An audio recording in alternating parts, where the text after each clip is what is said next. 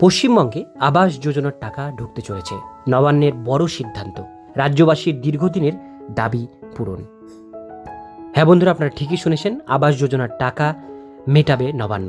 কবে টাকা ঢুকবে, টাকা পাওয়ার জন্য কি করবেন, সমস্ত বিষয়গুলো আজকে থাকছে এই ভিডিওটির মধ্যে। ভিডিওটি কেমন লাগছে কমেন্টে জানাবেন, আর ভালো লাগলে লাইক করবেন, চ্যানেলে প্রথমবার হলে সাবস্ক্রাইব করে পাশের বেল আইকনটিকে বাজিয়ে রাখবেন, কারণ আমরা এরকমই গুরুত্বপূর্ণ হেল্পফুল আপডেটগুলো প্রতিনিয়ত আমরা দিয়ে থাকি। তো চলুন বেশি দেরি না করে ভিডিওটিকে শুরু করা যাক। তো বন্ধুরা, প্রথমেই বলা হচ্ছে আবাস যোজনা নিয়ে ভোটের আগেই মিলল বড়সড় আপডেট। মোট 11 লক্ষ উপভোক্তার অ্যাকাউন্টে ঢুকতে চলেছে আবাস যোজনার টাকা। এই নিয়ে সম্প্রতি বিজ্ঞপ্তি জারি করেছে নবান্ন। ইতিমধ্যেই তৈরি হয়ে গেছে পোর্টাল, ভোট মিটলেই তা চালু হবে, আর তারপরেই তাতে আবেদন করে টাকা পাবেন সকলে, এমনটা জানানো হয়েছে রাজ্য সরকার সূত্রে। আবাস যোজনা মানি ক্রেডিট আপডেট। গৃহহীন মানুষদের মাথার ওপর স্থায়ী ছাদ তৈরি করে দেওয়ার জন্য চালু হয়েছে কেন্দ্রের আবাস যোজনা। দেশের কয়েক কোটি মানুষের সাহায্য নিজের পাকা বাড়ি তৈরি করতে সমর্থ হয়েছেন। এখনও অনেকের নাম পড়ে রয়েছে তালিকায়। বাংলা থেকেও আবাস যোজনার আবেদনকারীদের সংখ্যা নেহাত কম নয়। এই সকল উপভোক্তারা বহুদিন আগেই আবেদন করেছিলেন বলে খবর, কিন্তু তাদের টাকা মেলেনি এখনও। এই নিয়ে কেন্দ্র রাজ্য সংঘাত চলছে বহুদিন ধরেই।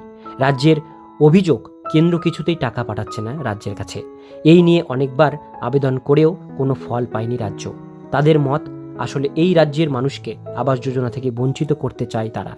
তাই এবার কেন্দ্রের পরোয়া আর না করে রাজ্য নিজেই আবাস যোজনার টাকা দেওয়ার সিদ্ধান্ত নিয়েছে। এর আগে 100 দিনের কাজের শ্রমিকদের বেতন চেয়েও আবেদন জানানো হয়ে কেন্দ্রের কাছে, কিন্তু কেন্দ্র তা দেয়নি। এরপর বলা হয়েছিল যে রাজ্যের কোষাগার থেকেই সেই বেতন দেওয়া হবে। সেই মতোই কাজ করছে রাজ্য। আর এবারেও মুখ্যমন্ত্রী স্পষ্ট জানিয়ে দিলেন, যদি কেন্দ্রের তরফ থেকে টাকা না মেলে তবেই রাজ্যের বাড়ি তৈরির টাকা দেবে উপভোক্তাদের। বস্তুত 2022 সালের ডিসেম্বরে এই সংক্রান্ত একটি ঘোষণা মুখ্যমন্ত্রী করেছিলেন, যেখানে বাংলা থেকে আবাস যোজনার মোট 11 লক্ষ গ্রাহকের নাম বাছাই করা হয়। বিভিন্ন এলাকায় গ্রাম পঞ্চায়েত ও মিউনিসিপ্যালিটিগুলিকে দায়িত্ব দেওয়া হয় সমীক্ষা চালিয়ে যোগ্য প্রার্থীদের তালিকা তৈরি করার জন্য। এরপরে কাজ শেষ হয়, তৈরি হয় চূড়ান্ত তালিকা। সেই তালিকা ধরেই এবার মোট 11 লক্ষ মানুষের অ্যাকাউন্টে টাকা দেবে রাজ্য। তবে জানানো হয়েছে নতুন করে আর একবার সমীক্ষা হতে পারে, কারণ তারপর থেকেই 2 বছর কেটে গেছে, আর মাঝে অনেকেরই আর্থিক অবস্থা পরিবর্তন হতে পারে। এখন ভোট চলাকালীন টাকা দেওয়া শুরু হবে না, তবে পোর্টাল তৈরি হয়ে গেছে, ভোট মিটলেই চালু হবে তা।